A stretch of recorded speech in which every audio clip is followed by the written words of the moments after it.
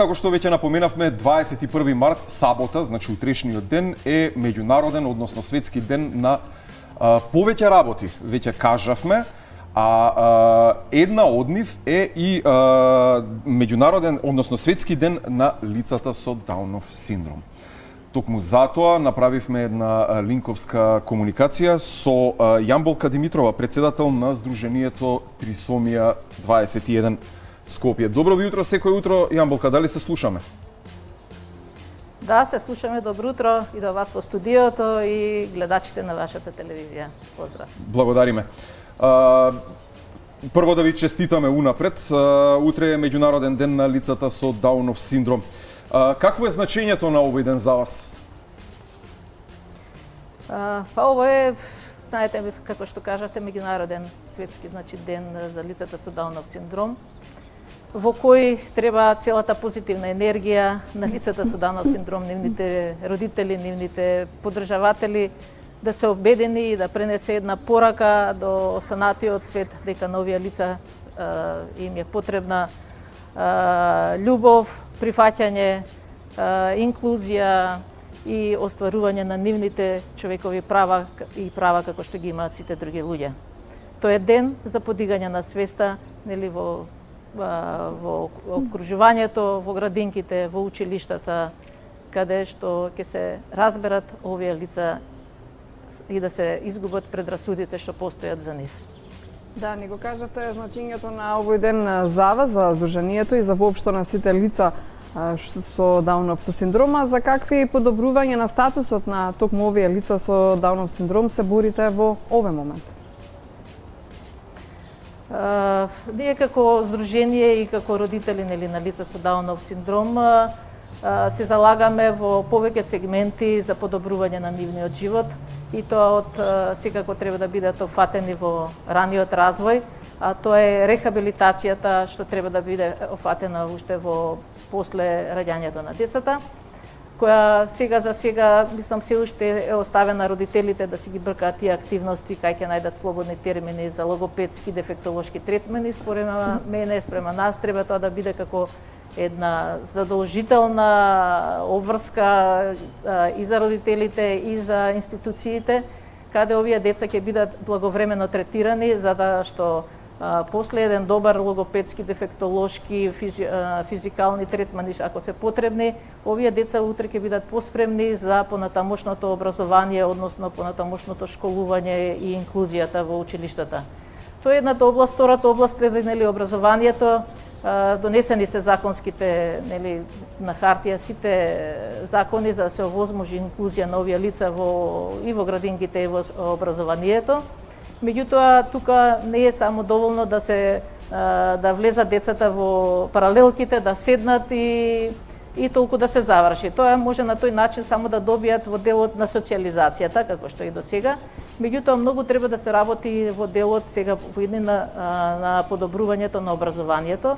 Во моментов постојат образовни асистенти кои работат со овие деца во училиштата, меѓутоа тие не се доволни, тоа е една работа. И втора работа, ова инклузијата се збори подолго време, можеби 15 години, и сметам дека треба крајно време да се направат учебници за овие лица со лесна и со умерена попреченост, кои ќе работат по определена програма. Се разбира, тие учебници ќе бидат изготвени од стручни лица, од лица кои имат долгогодишно искуство со овој тип на деца, на лица, за да биде прилагодена за сите, за да може да биде поедноставно и полесно за работа и на самите наставници кои имаат и други деца со кои што треба да работат, а секако и да биде водилка и на родителите кои дополнително треба, нели, да се ангажираат околу овие деца.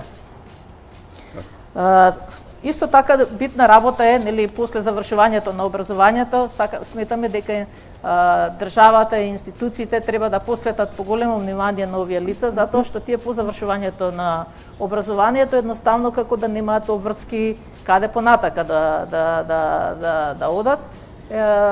Еден дел се вработуваат, меѓутоа тоа е помал дел, доколку имаат, нели, можности и способности за вработување, меѓутоа до голем дел остануваат затворени во домашни услови, остануваат со најблиските, се изолираат. Потоа во праксата имаме губат желба за понатамошно излегување, комуникација со други луѓе, па се појавува депресија и други пропратни работи. Затоа треба, сега и почнато, мислам, од страна на Министерството, се отвараат дневни центри, како што имаме ние за дневен центар отворен во минатата година за лицата со Даунов синдром, значи за овој синдром.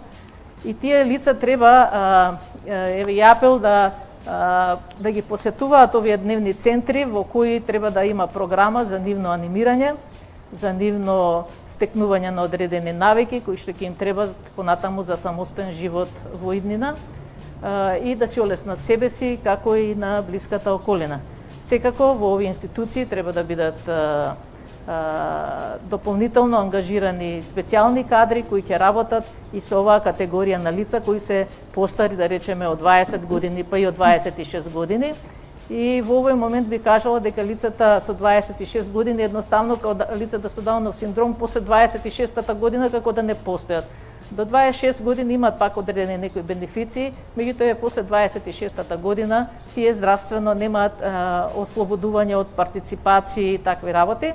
Така да сите тие трошоци што треба да ги што треба сите здравствени прегледи да ги прават, за нив се поголеми трошоци, а се разбира како и секој нормални луѓе и тие имаат проблеми, здравствени проблеми, дури и поголеми него, да речеме, другата популација. Апсолутно добра поента. Прилike се тие активности битни што на кои треба да се вршат промени, да речеме, и доработка. Исто е битно, државата сметам дека треба не само со носењето нови законски одлуки и акти да се донесат, меѓутоа мора да направи мониторинг за квалитетот на примената на сите тие предвидени активности што треба да се спроведуваат. Многу е битно затоа да не се остави сето тоа да остане без контрола и да го почитува и некој да го почитува, некој да не го почитува, некој професионално да работи, некој непрофесионално да работи, постои, а реално е дека има секакви случаи. Да постои само на хартија, да, ве разбираме. Инаку споменавте дека по завршувањето на едукацијата, ете, дневни центри и така натаму, важно е да прашаме, еве, бидејќи има примери кои докажуваат дека е така, на каков начин лицата, според вас, со Даунов синдром можат да придонесат во општеството?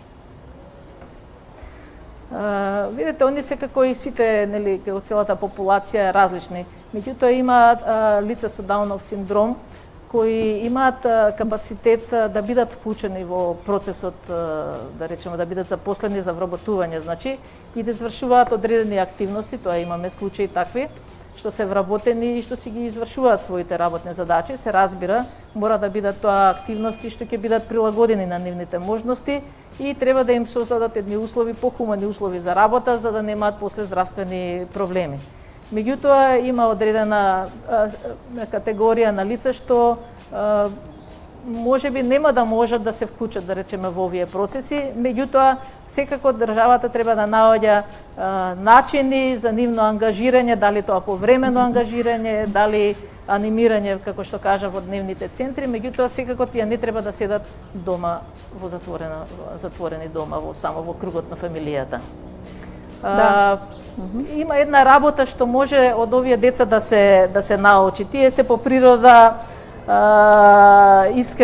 искрени, без калкулации со нивните чувства, сакаат да се гушкаат, ведри се. Тоа е околината, другиот свет може само да им биде пример како треба уствари да се однесуваат спрема нештата, имајќи во предвид каков не е сега веќе животот, многу брз, со стресови и така натака. Да бидеме повеќе со емпатија сите ние. Поради моменталната ситуација со коронавирусот беа откажани сите активности од скоро сите сфери, нели? Какви активности вие планирате да направите по завршувањето всушност на ова вонредна состојба? Так. Па сега е таа ситуација, нели, со вирусот, ние спремавме активност како и секоја година за 21 март, меѓутоа поради овие мерките, превземените мерки, тоа се одлага понатака, меѓутоа по завршувањето секако на овие мерките за заштита, ние продолжуваме како трисомија да работиме, инаку ние функционираме во рамките на дневниот центар за Даунов синдром, што се наоѓа овде позади храмот, православниот храм Климент Охридски, непосредно позади тоа. Така да ние спроведуваме активности во попладневните часови после 16 часот до 20 часот, така сме и обврзани согласно меморандумот што го имаме склучено со Министерството за труд и социјала. Инаку до 16 часот функционираат вработени лица во дневниот центар, стручни лица од страна на Министерството. Во попладневните часови, значи, ние имаме дополнително активности за лица што не можат да следат, да речеме, да има дефектолошки третман во предпладневните часови, доаѓаат во попладневните часови, имаме 2 пати неделно логопедски третман и дефектолошки третман на нормално од стручни лица. Имаме уредена една просторија, добра сала, се спроведуваат физички активности кај овие лица, а исто така организираме работилници за подобрување на нивните вештини, секојдневни вештини, да речеме да си приготват доручек, да си спремат тост, да уклучат, да исклучат електричниот шпоред, да знаат да си ги наместат креветите за одржување на хигиената. Сите тие активности ние ги спроведуваме со цел дополнително учење на овие деца за утре полесно да се осамостојат, да не бидат терет толку и на нивната фамилија, на нивните блиски, или пак евентуално ако бидат сместени во некои центри накнадно тоа. Да. Инаку, освен овие активности што ги имаме, работилници што правиме, ние организираме и забави за дружење, затоа што овие лица се доста музикални, сакаат да играат, сакаат да танцуваат, сакаат да пеат. И така организираме забави со нив, имаме организирано заеднички излети, заеднички посети на кино, планираме на театри, представи. Тоа се многу им представува, многу им е значено, затоа што на тој начин они меѓу себе се дружат, се разбираат. И во оваа прилика би сакала да апелирам до родителите што имаат деца со Даунов синдром, да ги донесат децата во дневниот центар за Даунов синдром, предпладне да функционираат нормално со нивните стручен кадар, попладне да дојдат да се дружат исто со децата што ќе дојдат пак во попладневните часови. Знаете, они се многу среќни кога меѓу себе разговарат на свој начин, се смеат, играат карти и се наоѓаат други занимации. Ви благодариме многу, уште еднаш ви го честитаме меѓународниот ден на лицата со Даунов синдром. Се надеваме и ќе бидеме со вас, ќе ве поддржуваме во сите моменти кога ќе ви биде потребна нашата поддршка како медиум за постигнување на правата што ги барате, за исполнување на барањата од страна на властите кои би требало да се бават со таа тема. Да, и воопшто пораките сите што ги упативте до сите ни. Да, сакав и јас. Сакав да кажам, се извинам, малце не ве слушнав, сакам да потврдам и ова дека за пренесување на оваа порака не треба да биде само 21 март, треба да биде 365 дена во годината. Така. И многу ни е значено, да речеме се многу значени медиумите, затоа што тие допираат до многу поголема популација, него да речеме било која активност што ќе се спроведе пред 50-100 души или не знам колку луѓе. Така. Значи многу е битна вашата поддршка од медиумите за подобрување на животот на овие лица со Даунов синдром. И постојано ја имате и ќе ја имате. Ви благодариме за вашето гостување во Добро утро секое утро. Јамболка Димитрова, председателката на Сдруженијето на трисомија за лицата со Даунов синдром.